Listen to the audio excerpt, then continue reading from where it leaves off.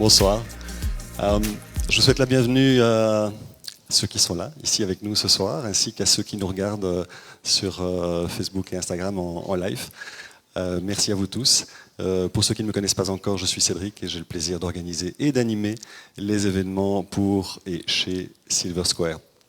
Avant d'accueillir nos invités, je voudrais vous faire part de quelques petites informations par rapport à Silver Square, justement, l'endroit où vous vous trouvez. Silver Square, c'est aujourd'hui 8 espaces de coworking en Belgique et Luxembourg, 3 nouveaux espaces qui vont ouvrir en 2022, une centaine de salles de réunion, 8 espaces d'événements et surtout une communauté riche et diversifiée qui compte près de 3000 membres. Si vous souhaitez passer une petite journée chez nous, vous avez sur vos sièges, sur vos chaises, des flyers qui vous permettent de bénéficier d'un test D.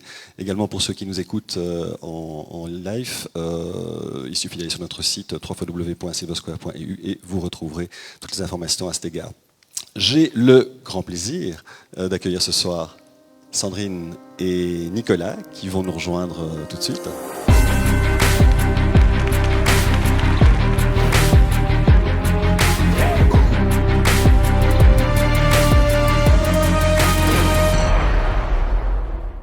Salut Nico, salut Sandrine, salut. Bienvenue, ravi de vous voir.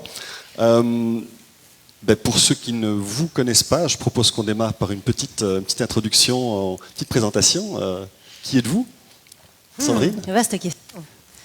Eh bien, moi je suis une femme de 39 ans, je suis la maman de ces deux super petits garçons-là. Ils sont là, on leur dit bonjour. 10 et 12 Salut. ans.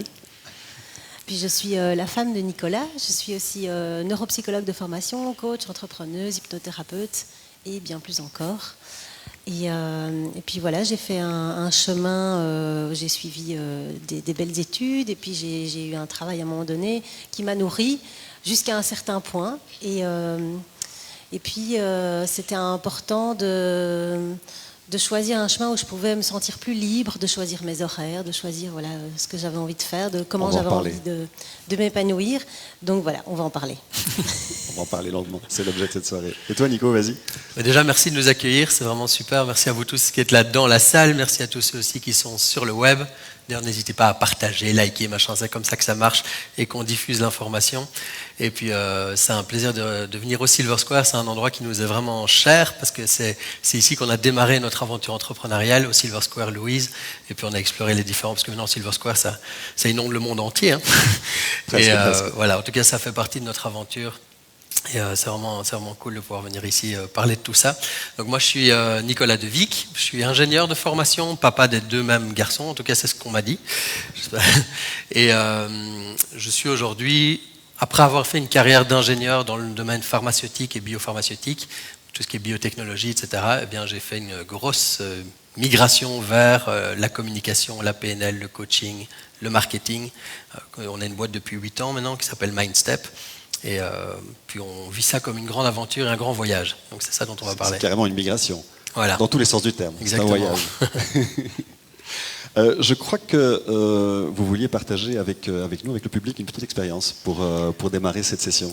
Oui, tout à fait. Je pense que c'est bien qu'on sorte un peu de nos têtes et qu'on puisse aller dans le cœur et dans le corps. Alors, je vais vous demander de vous lever. Et pour ceux qui se disent « Ah, je pensais qu'il allait être tranquille, il est 6h30 », c'est raté. Eh bien, c'est raté. Donc, tout simplement, on m'a dit, Cédric m'a dit, voilà, le concept, c'est « Entrepreneurs get naked », qui veut dire on se voit à poil, globalement. Alors, je leur ai demandé avant la session, est-ce que vous êtes prêts à vous foutre à poil? Ils m'ont dit sans hésiter. Voilà, mais du coup, je me dis, c'est pas juste, sinon on se met à poil et que vous restez bêtement habillés. Donc, ce qu'on va faire, c'est un petit exercice de connexion à l'autre et de pouvoir voir ce que ça fait d'être à poil devant quelqu'un d'autre. Et la meilleure manière de se sentir à poil, c'est de plonger dans un regard. Hein, le regard, on dit que les yeux sont les fenêtres de l'âme. Donc ce que je vais vous demander, c'est de vous tourner vers quelqu'un que vous ne connaissez pas idéalement. Parce que si vous mettez avec quelqu'un que vous connaissez bien, ça va être trop facile. Et de vous mettre 2 par 2 avec quelqu'un où vous dites « Ah voilà, je vais me mettre face à cette personne », vous pouvez bouger. Pour ceux qui sont sur le web et qui regardent ça, vous pouvez le faire avec quelqu'un à la maison, ou vous pouvez aussi juste profiter du moment, ça va durer juste quelques minutes, en fermant les yeux pour vous-même. Est-ce que vous êtes tous quelqu'un? Et ceux qui se disent « Oui, mais je crois qu'il ne va pas voir qu'en fait je suis avec ma femme ». Il y a encore des gens qui restent droits face à nous. Ne faites pas le truc de vous mettre quand même avec votre copain, votre copine, votre conjoint. Vraiment, faites l'exercice d'aller vers quelqu'un d'autre. Je vois deux frères qui vont se regarder là. Ouais. Ok, parfait. Ceux qui sont à 3, ça marche aussi. Mettez-vous juste... Je vais le faire avec Cédric ici. S'il y a quelqu'un là-bas qui est seul encore? Ouais. Si quelqu'un est seul, s'il peut voilà. lever la main. Non, on est bon? Ok, on va y aller. Donc, l'idée, c'est juste de ne pas parler. Ça va derrière. Il n'y a pas à parler, simplement à vivre l'expérience et puis voir ce que ça fait. Vous vous mettez à une distance qui est confortable par rapport à la personne en face de vous. Vous n'êtes pas obligé de vous coller et vous ne mettez pas trop loin non plus. Ça doit être confortable. Je vais vous passer une musique et l'instruction est très simple. D'abord, vous vous détendez. On n'a pas besoin d'avoir les mains dans les poches et tout. On est cool. Et on va simplement regarder la personne dans les yeux pendant quelques instants, le temps d'une musique, et respirer avec ça et se laisser voir tel que nous sommes, le plus complet et le plus complet possible. Ça vous va? Alors, attention. Il faut que j'allume ça ici. On. Voilà, parfait. Et alors, on peut laisser monter un sourire, on peut rire, mais on ne parle pas. Voilà, c'est la seule chose. C'est parti.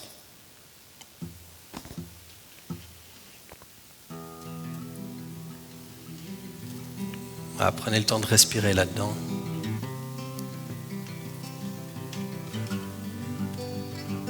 Ce sont des moments rares de pouvoir juste regarder quelqu'un.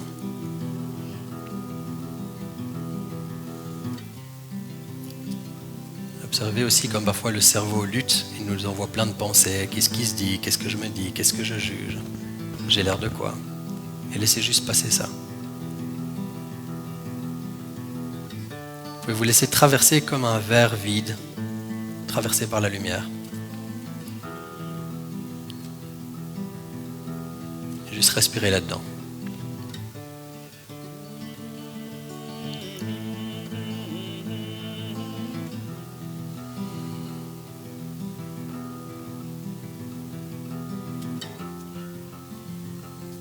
Voilà, et on respire. Restez en lien.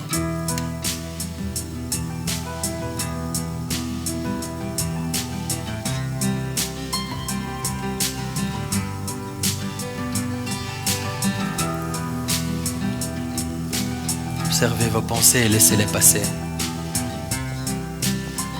Il n'y a rien à se dire. Il n'y a rien à faire. Il y a juste à être.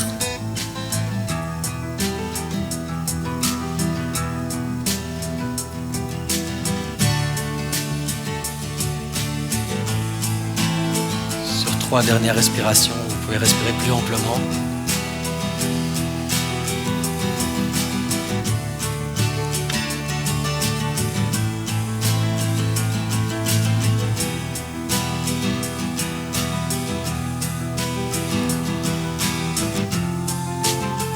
Quand c'est bon pour vous, vous pourrez juste fermer les yeux et revenir à vous. Faire un petit geste à la personne pour la remercier juste avec les yeux. Vous pouvez doucement refermer les yeux et revenir dans votre intériorité. Prendre conscience de votre respiration sans chercher à modifier quoi que ce soit. Remercier cet air qui entre et qui ressort de votre intérieur comme une ressource naturelle, inépuisable, sans que vous n'ayez rien à faire. Vous pouvez remercier tout votre corps d'ailleurs, chacune de vos cellules, chacun de vos organes, de vos tissus, de chaque espace entre vos cellules, vos organes et vos tissus, et de constater que tout fonctionne, sans que vous n'ayez rien à faire. Et puis vous pouvez venir vous installer dans l'espace du cœur. Portez votre attention, votre présence dans votre cœur. Vous pouvez même venir poser vos mains sur le cœur si ça vous aide. Et prenez le temps de vous installer comme si vous reveniez à la maison. Observez la décoration, les textures, les matières. Installez-vous dans votre canapé.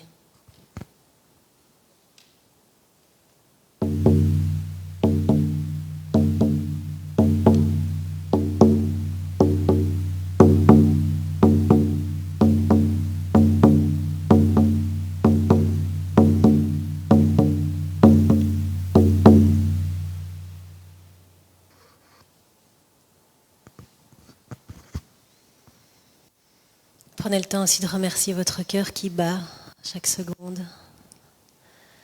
et qui fait que nous sommes ici tous vivants.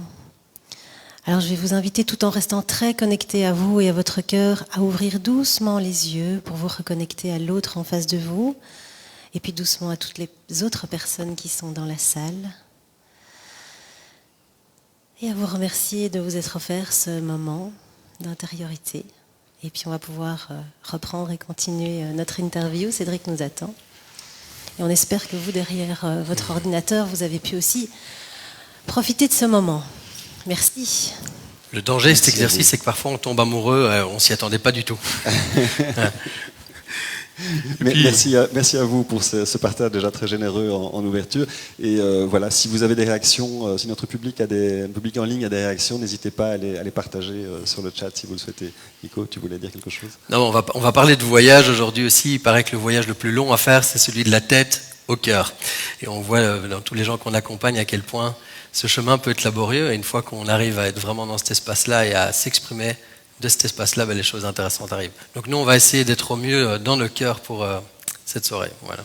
Ouais, donc on va surtout parler d'un voyage, qui est un voyage au sens propre et au sens figuré. C'est un voyage initiatique, c'est une vraie métaphore dont vous allez nous parler là, avec des expériences physiques qui sont vraiment aussi des expériences virtuelles, des expériences mentales qui sont très importantes.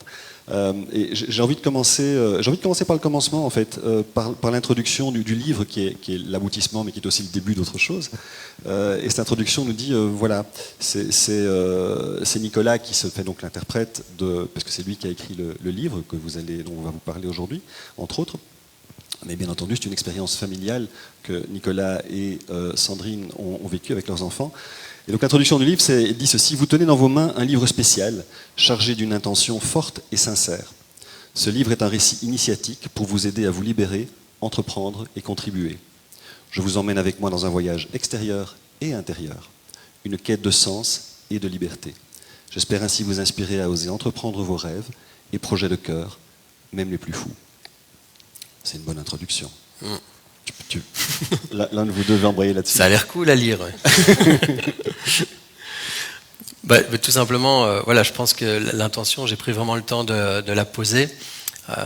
C'est pas un récit qui a pour vocation d'expliquer aux gens les sept ingrédients d'une recette miracle pour être heureux dans la vie. J'ai pas trouvé la recette mieux que vous. J'ai pas à vous dire comment vous êtes censé vivre votre vie. Donc j'ai été attentif à simplement partager une série d'histoires, de prise de conscience, de prise de recul, de hauteur, jusqu'à comprendre finalement, et à écrire d'ailleurs dans le livre que je me suis libéré du fait que je pensais devoir tout comprendre, que je croyais tout savoir en bon ingénieur, que tout a une équation, que tout a une réponse. Et à un moment, ça fait du bien juste se dire qu'on n'a pas toutes les réponses, qu'il y a des choses magiques qui se passent et qu'on peut s'autoriser à juste... vivre l'expérience de la vie et s'en faire ses propres leçons. Donc l'intention, c'est vraiment d'aider les gens à voyager de leur manière à travers nos mots. Effectivement, et donc on retrouve quelques passages du livre que j'ai soulignés où effectivement cet esprit d'ingénieur assez cartésien revient, où il faut effectivement faire. Absolument. Dans un premier temps, on plonge donc dans l'euphorie, la psychologie positive, on dévore des dizaines de bouquins sans nous en rendre compte, nous devenons insupportables. J'aimais bien ça. Sandrine? Insupportable parce que dans notre découverte aussi de ce monde moins cartésien que celui qu'on connaissait, voilà, s'ouvrent à nous des choses nouvelles et on a envie de les partager. Et puis quand on a envie de partager quelque chose de nouveau, parfois on se prend des portes parce que l'autre en face n'est pas prêt ou n'a pas envie d'entendre. Et donc forcément, parfois oui, on pouvait être un peu insupportable avec ça. Et puis pour ceux qui s'intéressent au développement personnel, on fait des exercices parfois bizarres, d'écrire des phrases positives au rouge à lèvres sur le miroir de la salle de bain. Nous, on avait affiché des trucs partout dans notre appartement avec des phrases, des citations, des trucs, et nos parents nous ont dit, ça y est, vous êtes devenus complètement barges. Vous êtes rentrés dans une secte, qu'est-ce qui se passe?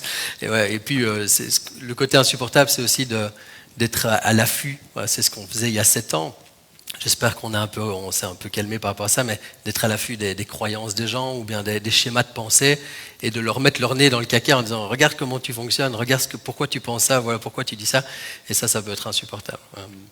J'entreprends ma vie, c'est bien entendu c'est un départ, mais par contre avant le départ il y a quand même un peu de douleur. Il y a comment vous avez vécu ça, ces décisions de partir, de tout balancer, vous faire accompagner bien entendu de vos 2 jeunes enfants à l'époque, c'est du lourd.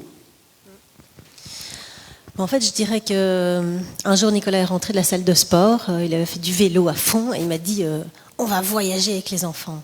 Je dis ok, super, bonne idée. Et puis, effectivement, l'idée était très belle et elle a demandé à être construite. Donc, c'est quelque chose qu'on a envisagé sur le long terme.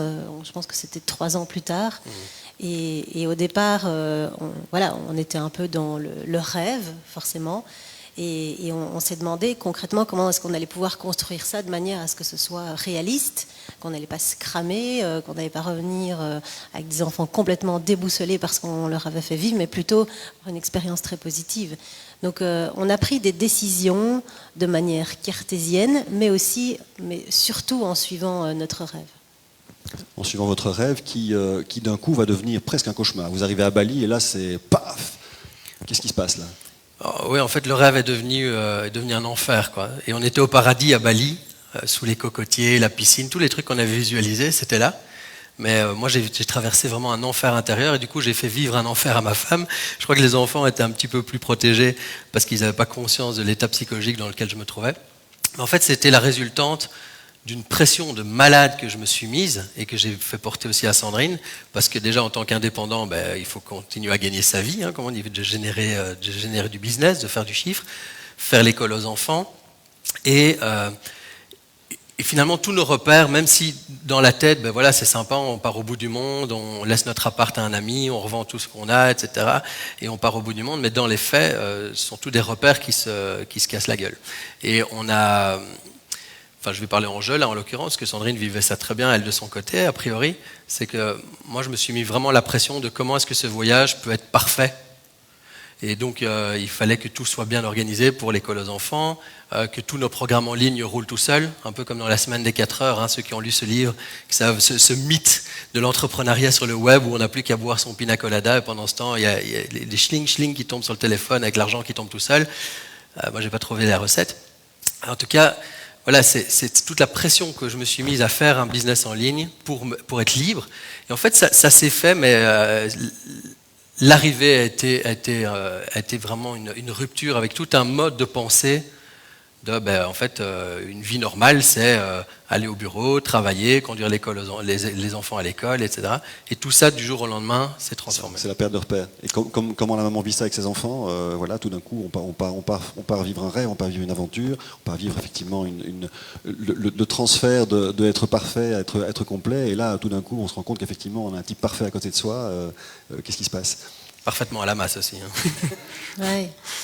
Je crois que j'ai pas voulu réaliser à quel point il était angoissé à ce moment-là, parce que je me suis dit, une fois qu'on aura décollé, voilà, en fait, ça va passer, et puis on va pouvoir profiter, parce que il y avait effectivement faire tourner le business, faire l'école aux enfants, mais aussi profiter du voyage. On n'était pas juste parti pour travailler et faire l'école aux enfants, donc on devait aussi s'organiser à ce niveau-là. Et en arrivant là-bas, je me suis dit, bon voilà, il va falloir un temps d'adaptation, c'est difficile. Je le voyais en fait de plus en plus sombrer dans le fait que le manque de repères était compliqué, de devoir tout lâcher, tout était explosé en fait. Donc c'est ça qu'on avait rêvé, et en même temps on ne s'était pas rendu compte de ce que ça allait créer. Donc il y a un moment donné, on a dû repartir sur des bases vraiment fondamentales, de se dire, se mettre un horaire, aussi simple que ça puisse être, de calculer un budget, qu'est-ce qu'on va dépenser sur un mois, sur une semaine, sur une journée. Donc on est revenu à des choses aussi basiques essentielles que ça. Et basiques et vraiment... Qu'est-ce que je sais en fait. Il y a quand même une expérience qui est très métaphorique, qui a créé le shift, qui vous a permis effectivement de poursuivre et de vivre la suite de ce que vous aviez commencé. C'est l'expérience de la noyade. Peut-être nous expliquer très brièvement l'expérience de la noyade. Oui, avec plaisir, mais c'est important aussi que pour ceux qui nous écoutent, qu'on se dise bien que ces histoires, elles sont vraiment pas importantes pour vous. C'est juste Nicolas et ses petites crises d'angoisse, ça ne va rien faire dans votre vie. Par contre, qu'est-ce que ça représente pour vous en termes de, voilà, j'ai un rêve à vivre et faire face au principe de réalité en fait. Et on accompagne des centaines de personnes aussi qui, à un moment donné, ont une grande vision, un grand rêve, et se disent j'y vais. Et puis derrière, c'est à ce moment-là qu'on fait face à quoi? À la peur, au doute, la peur du manque, et le principe de réalité, est-ce que je vais avoir assez d'argent, est-ce que je vais avoir assez de temps, etc. Et donc moi, je l'ai vécu de cette manière-là, et beaucoup de gens vivent cette crise-là au moment où ils décident de vivre leur rêve, en fait. Et on était à Bali, à Canggu, sur une plage magnifique avec des surfeurs au loin. On faisait l'école face aux surfeurs. C'était pas hyper productif, mais c'était très beau. Et on était avec Sandrine et les enfants dans un beach club. Donc un truc vraiment cool avec des hamacs partout, des femmes à moitié nues qui dansent avec la musique. Le truc vraiment cool. Et Sandrine me dit mais qu'est-ce qu'on est bien ici. Elle buvait son petit verre. Moi je dis ben moi ça va pas quoi. J'en peux plus, j'arrive pas à profiter, on est au paradis, je me sens super mal, j'arrive pas. Et je lui dis, écoute, moi je vais aller faire un tour sur la plage, je vais aller nager. Il y a des drapeaux rouges sur la plage, qui veut dire en gros, n'allez pas nager, hein, c'est dangereux.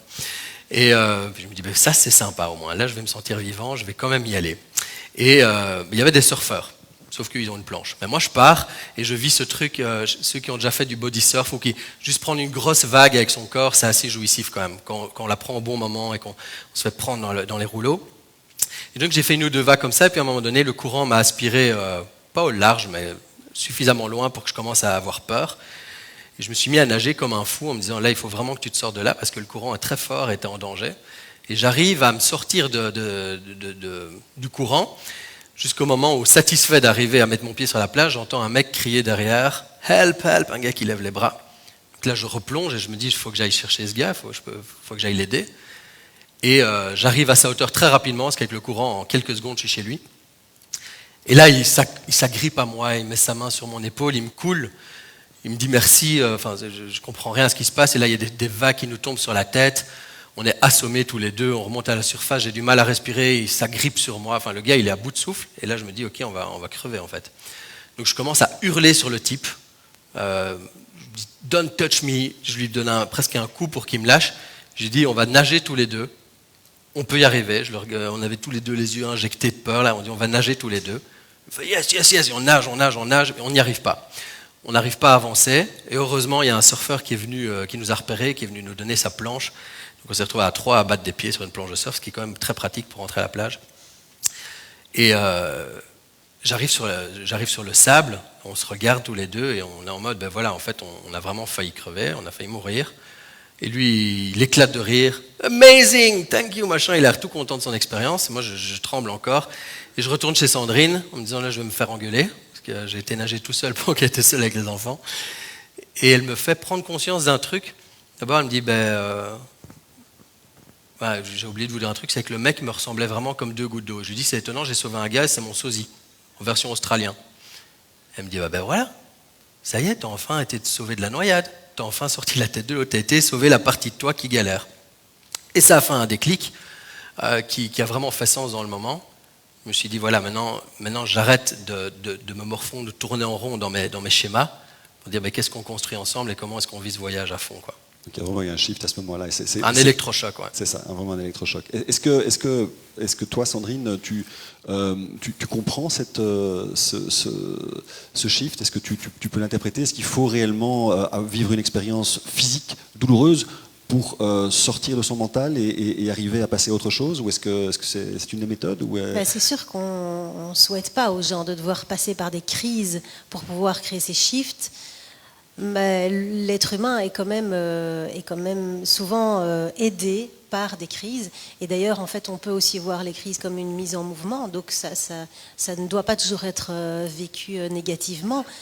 Mais il se fait effectivement que dans ce genre de situation où on va sentir que le sens de la vie est très, très, très, très mince, très ténu, oui. Voilà, forcément, ça va remettre en perspective ce qui est en train de se passer là où notre mental est complètement coincé, en fait. D'accord. Je reprends, je cite au hasard quelques passages. Vous reprenez dans le livre une citation de Steve Jobs qui dit « Les gens qui sont assez fous pour penser qu'ils peuvent changer le monde sont ceux qui le font ». Est-ce que, Sandrine, est-ce que vous avez imaginé, quand vous avez entrepris ce voyage, que vous alliez pouvoir vous changer vous-même d'abord et contribuer à aider les autres à se changer eux-mêmes aussi? On avait cette folle croyance, oui. En fait, et où en êtes-vous aujourd'hui? Parce que tu en parles à l'imparfait, mais je présume que si vous êtes là ce soir, c'est que vous y êtes, vous êtes dans le présent. tout à fait. Et je suis partie avec la croyance très forte. D'ailleurs, on n'avait rien planifié du tout. On est parti, on avait réservé 3 nuits d'hôtel. J'étais persuadée qu'on allait rencontrer les personnes qui allaient nous guider sur le chemin. Et c'est exactement ça ce qui s'est passé, parce que souvent, quand on a une croyance et qu'on la suit, souvent c'est ça qui arrive, on attire tout ça. Et en fait, les personnes sont arrivées, on a suivi les propositions, on a été attirés aussi par des lieux qui étaient chargés, qui allaient nous enseigner des choses. On voulait vivre une expérience où on pouvait rentrer en lien avec les gens qui vivaient sur place, prendre du temps pour être sur place. Effectivement, ça nous a transformés, forcément. Il y a énormément de choses. Un exemple très simple, parce qu'on est ici avec beaucoup d'entrepreneurs, on a une relation à l'argent qui est très particulière, nous ici en Occident ou en Europe. Et puis quand on voyageait, on voyait beaucoup de gens, notamment en Asie, qui font plein de choses. Donc on va être sur la plage, il va y avoir la possibilité de louer des transats, de prendre des cours de surf, de faire un petit tour en mobilette, d'avoir un guide. Ces gens sont polyvalents sur plein de choses, ils proposent plein d'activités et du coup plein de revenus différents et ils viennent chercher leur argent. Ils n'hésitent pas à demander leur argent et à se faire payer avant. Donc voilà, ce genre d'expérience aussi nous a transformés sur notre manière de voir les choses, nos relations, plein de choses, et surtout ce qu'on croyait du monde. C'est ça. Et à l'inverse, il y a également un chapitre du livre qui parle des services désintéressés. Il y a un moment où vous rendez des services désintéressés. Est-ce que c'est important aussi d'être dans l'entrepreneuriat, d'être capable effectivement d'aider, d'accompagner et de rendre des services désintéressés? Nicolas? Moi, je crois que c'est primordial d'être dans l'équilibre et la balance des deux. Je suis confortable à l'idée de proposer des offres de services, de produits et de générer des revenus avec ce que je propose. Et puis de l'autre côté, d'être juste dans une démarche de cœur et dans une démarche de partage. D'ailleurs, c'est ce qu'on est en train de faire ici aussi. Il y a vraiment l'idée de partager une expérience, de se connecter les uns aux autres. Et sans qu'il y ait une attente précise de si je fais ça, alors il va se passer ça, et donc Non, c'est vraiment juste d'être dans une démarche, c'est désintéressé, mais ça ne veut pas dire que derrière, ça ne peut pas nous revenir. Et on a vécu cette expérience de Seva, en sanskrit ça s'appelle le Seva, donc le service désintéressé, dans un ashram chez Amma. Pour ceux qui connaissent Amma, c'est une gourou indienne qui fait des câlins au monde entier. Elle a fait 42 millions de câlins, donc on peut dire en termes de mission de vie, elle est plutôt engagée. Pour elle, c'est une bénédiction, donc c'est plus qu'un câlin. Et on a déchargé avec Charles, mon fils, mon aîné plutôt, un camion de noix de coco à 5 heures du matin. Pendant 4 heures, on était dans un état pas possible. Et c'est juste au service de la communauté, de tous les gens qui vont après consommer ces noix de coco, par exemple. On a fait la vaisselle pendant 4 heures avec les enfants. Mais ça, ils n'ont pas retenu pour la maison après. Ça n'a pas marché. Mais et ce qui est important aussi à dire, simplement, le fait de contribuer. Parce qu'on parle beaucoup dans l'entrepreneuriat de ce à quoi je veux contribuer. Il y a une dimension stratégique, qui est qu'est-ce que je mets en place, comment est-ce que j'orchestre mes talents, etc., au service de mes clients. Et puis il y a une dimension qui est purement, presque spirituelle aussi, de se dire, je me mets au service de quelque chose de plus grand que moi et je lâche prise sur le résultat. Je ne sais pas ce que ça va générer, je ne sais pas ce que ça va créer, je ne sais pas qui je vais rencontrer et je fais confiance. Et les endroits dans lesquels on était, en Inde, au Bhoutan, en Thaïlande, des endroits plus spirituels, nous ont aussi enseigné ça, juste à vivre. On lit partout, vivez l'instant présent. Mais là, il fallait le faire, juste être là et se laisser guider, quoi. Très bien. Est-ce que, il y a un de vos mantras, c'est « j'entreprends ma vie autrement ». J'entreprends ma vie et autrement. Est-ce qu'il y a des recettes? Est-ce qu'il y a des recettes pour y arriver? Qu'est-ce que vous pourriez proposer? Bien entendu, venez nous rencontrer, vous allez me dire. Venez nous rencontrer, suivez nos séminaires, suivez nos actions. Mais qu'est-ce que vous pourriez donner comme tips and tricks facilement exécutables en fait? Déjà, la première chose, je pense qu'on vit dans un monde où on pense trop. On est tout le temps dans sa tête. Et on aime dans nos séminaires, nos rencontres, même sur Zoom, de juste ramener les gens dans le corps et de laisser parler ce qui doit s'exprimer au niveau du corps, du cœur, pas trop mentaliser les choses. Donc ça, c'est une première chose. Tout comme la vague était une expérience thérapeutique très corporelle, le fait de me noyer, on peut vivre des expériences de renaissance à travers des exercices de respiration, à travers des exercices plus en mode guerrier, hein, d'aller combattre nos ombres, de faire face vraiment à ce qui doit être transformé. Donc nous, on aime, avec Sandrine, créer des expériences qui transforment. Donc plus que des trucs ou les 7 clés pour, on aime faire vivre aux gens des expériences qui les mettent sur leur chemin à eux. Je ne sais pas si ça répond à la question. Oui, c'est un bon début, mais après ça, et plus si affinité. Les peurs, ça fait partie, c'est quand même un fil conducteur dans cette histoire. Vaincre les peurs matérielles, vaincre les peurs du voyage, vaincre les peurs d'entreprendre ce voyage en famille. Sandrine, qu'est-ce que tu as à dire par rapport aux peurs? Je vais peut-être... alors on est à la fin du livre, mais je trouve que c'est une bonne manière de rebondir. Tu parlais d'Ama il y a quelques instants. Je voudrais citer effectivement ce que tu dis, qui fait partie d'un rêve. En fait, la vision d'une grand-mère bienveillante se penche sur moi et me murmure: aucune de tes peurs n'est réelle, elles ne sont que le fruit de ton imagination. Lorsque tu peux les regarder en face, elles disparaissent. N'aie pas peur. C'est fort, ça. Est-ce que c'est à la portée de tout le monde de ne pas avoir peur? Non, sûrement pas. Je pense que la peur, de toute façon, est nécessaire, parce que c'est un signal d'alarme. C'est comme les voyants lumineux qui s'allument, hein, sur pas le pare-brise, le tableau de bord. Tableau de bord, voilà, de la voiture. Donc c'est nécessaire de les reconnaître, de les entendre. Nous, on travaille énormément pour nous sur les peurs, beaucoup aussi avec nos clients, puisque c'est exactement ça qui revient régulièrement dans j'ai envie de réaliser quelque chose, mais je n'ose pas parce que c'est la peur qui est là. Et donc il y a énormément de peurs qui existent. Et l'idée, c'est de pouvoir vraiment aller gratter, identifier qu'est-ce qui se passe, d'où ça vient, est-ce que ça m'appartient, est-ce que ça vient de la famille, de mon éducation, des personnes de mon entourage, d'une culture. Donc, toutes ces peurs, en fait, sont liées à beaucoup de choses. On essaye de comprendre ce qui se passe, et puis on essaye de créer cette transformation, ce switch, qui fait qu'à un moment donné, ok, j'ai compris d'où elle vient, je peux l'accueillir, je peux la prendre sous le bras, et j'y vais avec la peur. D'accord. Tu as cité un mot. Client. Alors client, il ne faut pas avoir honte de dire client. Ben non, pourquoi? On les aime très fort. Non mais, alors c'est quoi les clients pour vous? Qu'est-ce que vous faites pour eux? Comment ça se passe? Ben, je vais répondre à ta question en passant par, en écoutant Sandrine, je me dis il y a aussi cette notion de courage. Parce que quand on a peur... Qui est lié à la peur? Oui, c'est ça. Mais le courage, c'est pas de ne pas avoir peur. C'est d'y aller avec la peur. C'est de voyager en ayant la trouille. C'est de lancer un business en ayant la trouille. C'est de prendre la parole en public. Je disais à Sandrine tout à l'heure, je dis, ça y est, je stresse, j'ai peur. C'est normal. Mais est-ce que c'est donné à tout le monde, justement, de parler en public comme ça? Est-ce que c'est quelque chose dont vous aviez l'habitude avant de commencer cette expérience? Prenons par exemple l'exemple d'un saut en parachute. Est-ce que c'est donné à tout le monde de sauter en parachute en tandem? A priori, oui. À part vraiment problème corporel ou moteur. Mais ça, qui a déjà sauté en parachute ici, d'un avion? Okay. On s'entend que ça demande du courage. Tout le monde pourrait le faire, mais à un moment donné, c'est de dire, moi j'ai très peur, mais j'y vais quand même. Et quand on monte dans l'avion, ce qui est intéressant avec la peur aussi, c'est qu'elle est très proche de l'excitation. Donc il y a une part de nous qui a envie, dit ça va être génial, je vais voler comme un oiseau, et puis une part de nous qui se dit, là je suis en train de me suicider. Parce que quand la porte de l'avion s'ouvre et qu'on se dit, je vais plonger, on a l'impression qu'on va mourir, on sait qu'on fait une grosse connerie. Claire.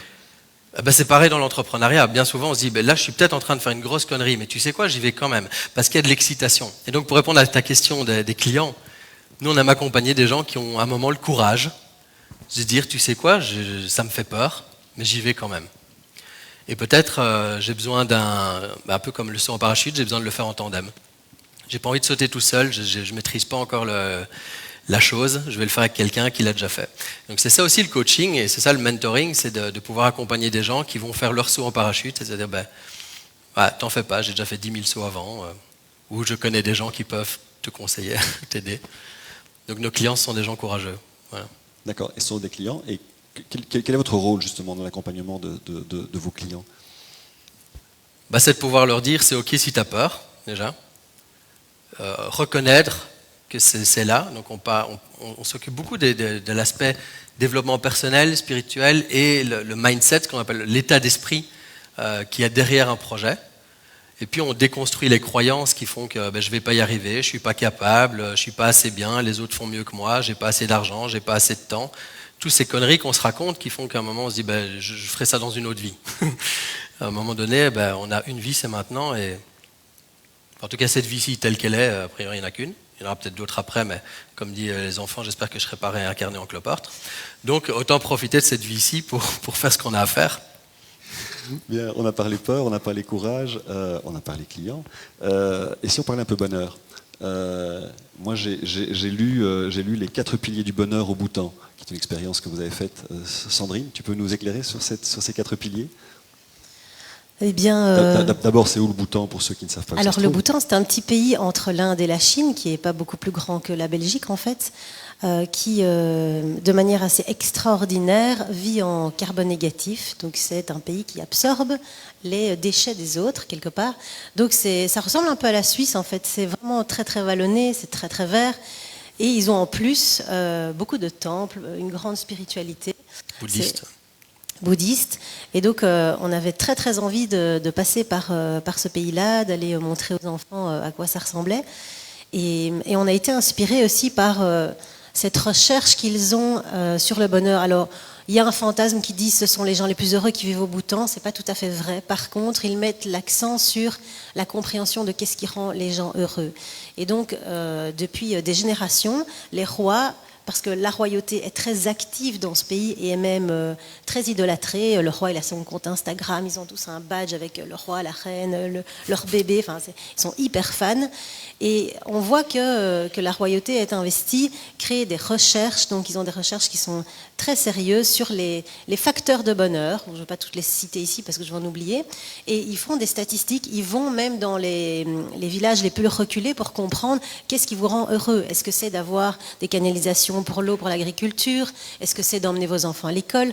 Et donc, ils répondent à ça au fur et à mesure, en écoutant les besoins. Et donc, c'est dans cette optique-là qu'ils veulent amener leurs citoyens à être les plus heureux du monde. Maintenant, ils vivent quand même dans des conditions plus rudes, plus rurales, puisqu'il fait quand même parfois assez froid. Donc c'est pas toujours le confort que nous on peut avoir. Donc voilà, le niveau de bonheur peut être interprété différemment, mais ils font quand même partie dans le top des pays du bonheur. Je pense qu'ils sont au 8e. En tout cas, ils ont le mérite de le mesurer. Ils se disent pas on est les plus heureux du monde, c'est juste que vous mesurez le bonheur, le produit intérieur brut, nous on mesure le bonheur national brut. C'est une autre façon de gouverner. Excellent. Et est-ce que le bonheur, justement, c'est quelque chose que vous souhaitez transmettre? C'est quelque chose qui est important pour vous dans le message que vous faites passer dans votre accompagnement entrepreneurial? C'est vraiment au centre. Maintenant, c'est un mot tellement personnel aussi. Chacun a sa définition du bonheur. Il y a des moments de bonheur, il y a des moments de joie. C'est sûr que nous, on aime dans nos événements, etc., créer de la joie. Mais aussi des moments où on peut être dans la tristesse, où on peut être connecté à ses émotions, où on peut lâcher ce qu'il y a à lâcher, pleurer à ce qu'il y a à pleurer, hurler ce qu'il y a à hurler. Et tout ça, ça fait partie, selon nous, enfin selon moi, je vais parler en jeu là-dessus, de ma perception du bonheur, c'est pas d'être joyeux tout le temps, c'est juste d'être... J'ai voulu mettre ce titre complet plutôt que parfait au livre. Pour moi, le bonheur, c'est un chemin de complétude et de rassembler toutes les parts de nous qui parfois sont en dispute à l'intérieur de nous. Il y a une part qui est perfectionniste, l'autre qui a envie de glander, il y a quelqu'un qui est en colère, l'autre dans la douceur, et on est tout ça en même temps. Peut-être juste de se sentir plus complet et d'apprendre un peu à se foutre la paix aussi sur les parties de nous. C'est une exhortation, c'est effectivement se foutre un peu la paix, c'est se lâcher, c'est pas être trop exigeant, pas se fouetter en permanence. Ouais, et ça peut même être une réconciliation intérieure entre des parties qui s'entendent pas bien. On n'est pas obligé de devenir schizophrène, hein, mais il y a vraiment des parties de nous qui sont en conflit. Et souvent, quand on n'arrive pas à prendre une décision, ce sont juste deux parties de nous qui sont attachées à des valeurs ou des croyances différentes et qu'on doit juste réconcilier, mettre d'accord. Vous avez, lors de vos différentes expériences, différents voyages, vous avez rencontré effectivement des gens qui étaient très, très fort sensibilisés par la théorie de l'effondrement, etc. Tu peux nous dire un petit mot par rapport à ça? Quelle est ta perception par rapport à tout cela dans le monde, le monde qu'on vit aujourd'hui, les 18 derniers mois qu'on vient de vivre avec ces périodes Covid?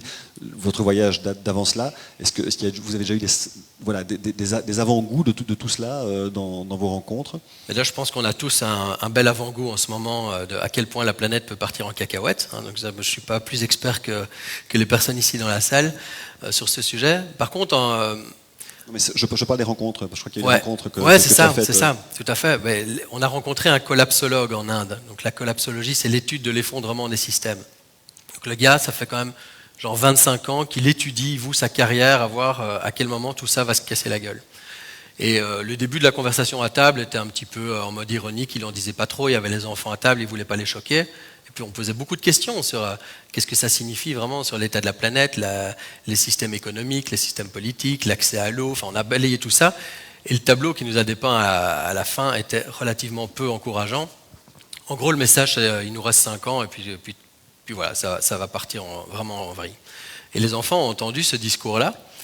Et que disent des parents face à des enfants de 8-10 ans qui se disent « Papa, en gros, à 15 ans, on n'existe plus, c'est quoi le plan en fait ?» Et là, j'ai été un peu pris de court. J'avais mis une photo ici, là-dessus.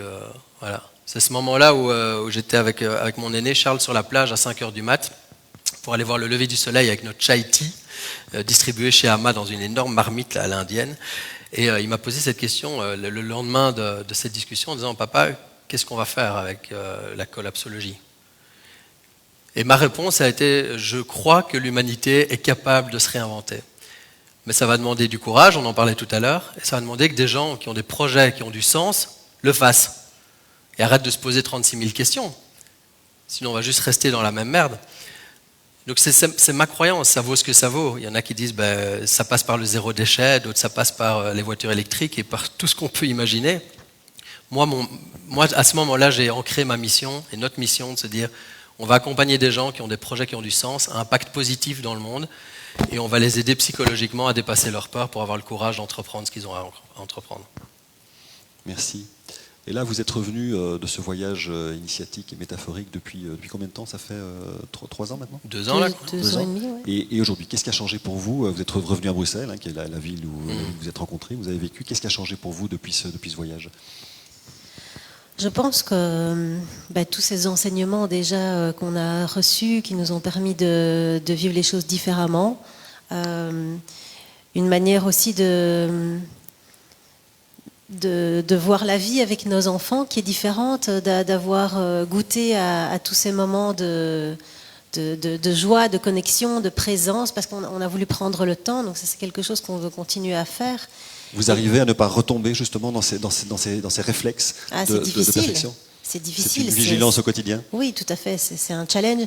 Et puis, comme on le disait tout à l'heure, on se sent missionné aussi pour aider un maximum de gens à réaliser leurs rêves, pour être heureux, et on fait le pari que les gens heureux vont prendre soin de la planète aussi.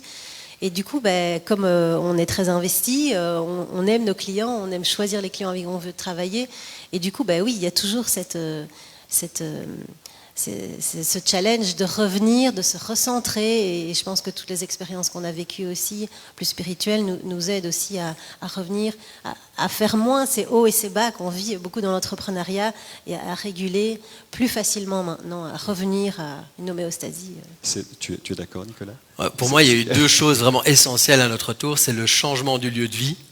C'est un peu comme une tortue trop grande dans son aquarium là, qui se tape partout dans notre ancien appart.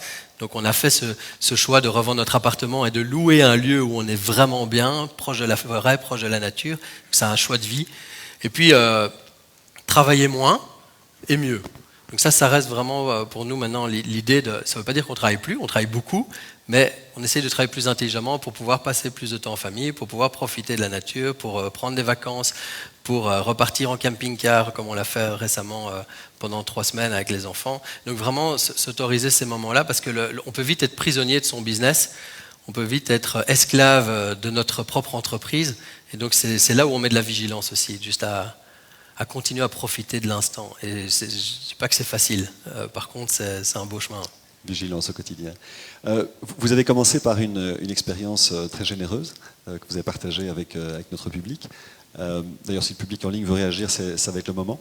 Je crois qu'on va terminer par une expérience de nouveau, une expérience généreuse que vous allez vous donner. Avant ça, je voudrais savoir si certains parmi vous ont des questions à poser. Et si c'est le cas, je vais venir avec vous, avec le micro, et vous aurez l'occasion de les poser à Nicolas et à Sandrine. Ok, parfait.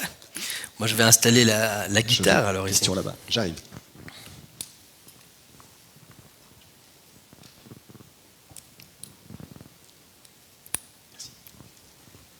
Bonsoir. Ça marche? Oui. Merci pour votre témoignage déjà. Moi, j'ai une question. J'ai une question. Vous deux, vous convergez vers l'autre pour le faire avancer. Entre vous, comment vous pouvez converger pour continuer aussi en couple? Alors ça, c'est une bonne question. Si j'ai bien compris, donc c'est comment est-ce qu'on s'aide l'un l'autre à continuer à grandir. Ouais. Merci pour cette question. Moi, j'aime bien l'image du sidecar. Ça a été un peu la métaphore de notre couple. On s'est rencontrés, on avait 14 ans, donc on a fait déjà pas mal de chemin ensemble. Ça fait 23 ans qu'on est ensemble? 24. Ouais. Et ça, c'est dingue. Et du coup, quand on a commencé à entreprendre ensemble, on était déjà mariés, parents, etc. Et là, on s'est dit, on va être en plus partenaire business, associés. Et à un moment donné, Sandrine m'a dit, écoute, j'ai l'impression d'être dans un sidecar. Toi, tu conduis ta moto, moi j'ai les cheveux au vent, je suis bien confortable dans mon petit bac là, mais j'en ai ras-le-bol en fait. Parce que toi, tu avances, mais moi j'ai l'impression juste de suivre et d'aller à fond de balle. Je subis, voilà. Et donc elle m'a dit, je veux ma moto. Et ça a été ça notre travail de couple, c'est d'arriver à entreprendre ensemble, mais avec chacun notre bécane, se dire, ok, nous on va par là, on est d'accord sur la vision, on est d'accord sur la destination, par contre on peut y aller chacun à notre rythme, mais s'il y en a un qui veut faire une pause, il s'arrête, et s'il y en a un qui veut accélérer, il accélère. Je ne sais pas si ça répond à la question, c'est un peu métaphorique, mais en tout cas on est vigilant là-dessus, parce que c'est très rapide dans un couple d'être dans des jeux des jeux d'interdépendance et de rester vigilant à ce que chacun ait sa liberté et d'aider l'autre aussi. C'est-à-dire qu'on fait vase communicant, quand il y en a un qui ne va pas bien, l'autre a souvent plus d'énergie et inversement. Donc c'est comme le feraient deux associés dans une entreprise de manière générale, sauf qu'il y a l'enjeu du couple en plus. Oui, puis on utilise un maximum les outils de communication qu'on possède quand on peut les utiliser, jusqu'à une limite où on va chercher de l'aide à l'extérieur. On s'est fait énormément accompagner sur différents plans. Et ça nous aide à avoir un regard externe et puis parfois de reprendre le bon chemin ensemble.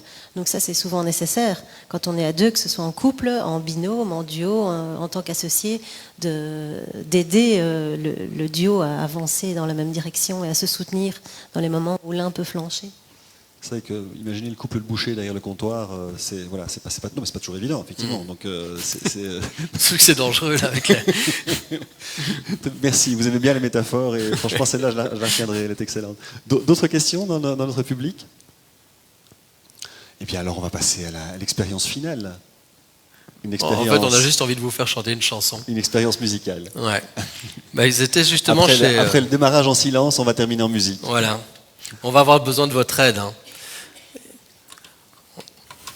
On a écrit une chanson en Inde avec les enfants sur le thème « J'entreprends ma vie » et on s'est replongé dans ce moment que certains connaissent peut-être, où on se dit voilà, j'ai envie de me lancer, mais je me sens prisonnier d'un job qui ne me convient plus, ou je sens que j'ai besoin de passer dans une nouvelle phase de vie, et ce sont des moments où on est un peu perdu parfois, et donc on s'est reconnecté à ce moment-là de notre vie.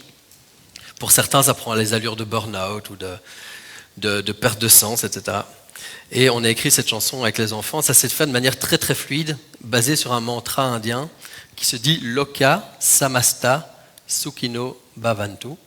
Très fluide, il faut dire qu'on était dans une période de jeûne, donc on n'avait plus mangé depuis 5 jours. Ah oui, c'est vrai. On avait décidé de vivre cette expérience-là avant le retour en Belgique. Et donc, voilà, tout à fait vide et nettoyé de l'intérieur, les choses sont arrivées de manière très fluide. Moi, j'ai une dernière petite question pour vous. Enfin, avant la chanson. Vous êtes pieds nus tous les deux. Ça a un sens pour vous? Oui, c'est pour pouvoir nous aider à se connecter au maximum, à se sentir enracinés dans ce qu'on va partager. D'accord, c'est de l'enracinement. Ouais, puis on a vraiment vécu pieds nus pendant 1 an, et donc ça nous ramène à ça en fait. Les chaussures, c'est isolant. Je comprends bien. Bon, on met quand même des godasses dans la rue. Ouais. À vous.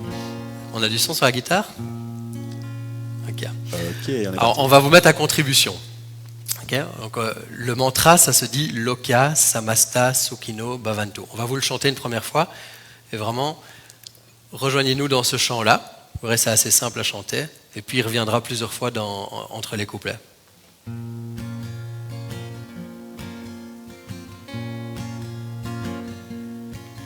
Loka Samasta Sukhino Baventu. Loka Samasta Sukhino Bhavantu. Loka Samasta Sukhino Bhavantu.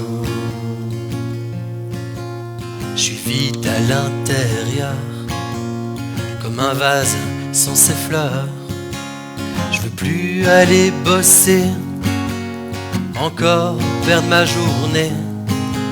Mais j'ai pas confiance en moi, j'arrive pas à faire un choix.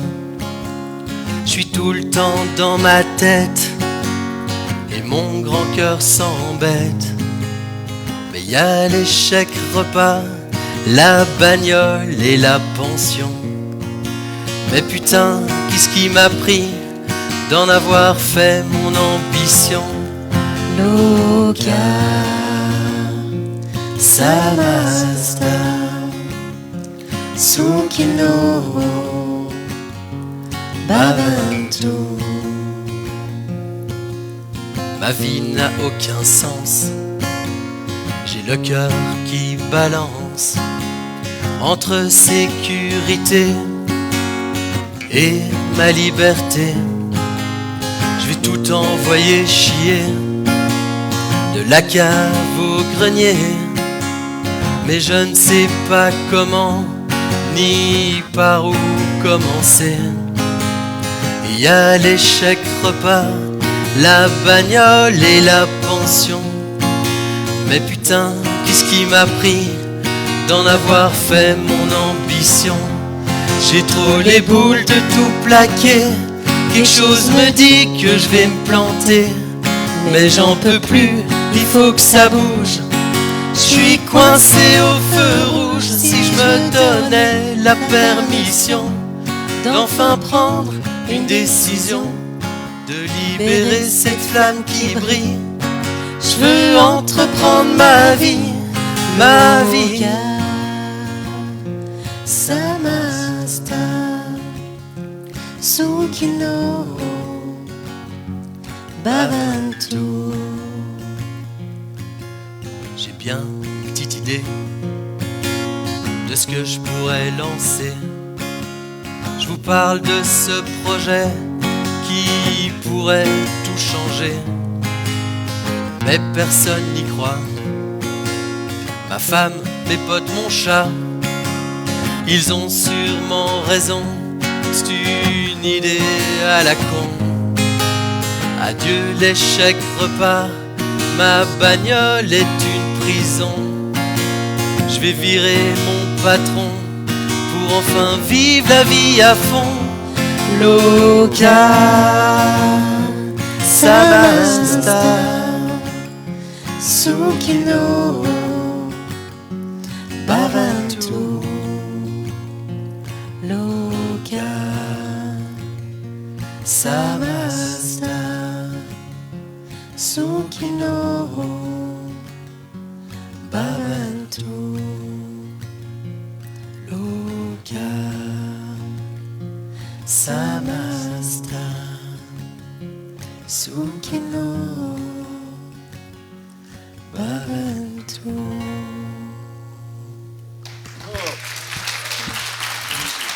Magnifique. Merci, merci. Un tout grand merci de clôturer sur ces belles notes, pleines d'optimisme. Merci à notre public présent ici ce soir. Merci à notre public en ligne. N'hésitez pas à venir nous rendre visite chez Silver Square si vous le souhaitez et suivez nos événements sur notre site www.silversquare.eu. Vous êtes toujours les bienvenus. Merci à vous et à très bientôt. Un petit drink nous attend au rez-de-chaussée, donc restez parmi nous. Et, chose importante, Sandrine et Nicolas nous ont amené des livres qu'ils vont partager avec vous, qu'ils sont prêts à vous dédicacer, donc n'hésitez pas, c'est après cette session. Merci. Un grand plaisir. Beaucoup. Merci Merci d'être à tous. venu. Merci pour l'invitation. Merci.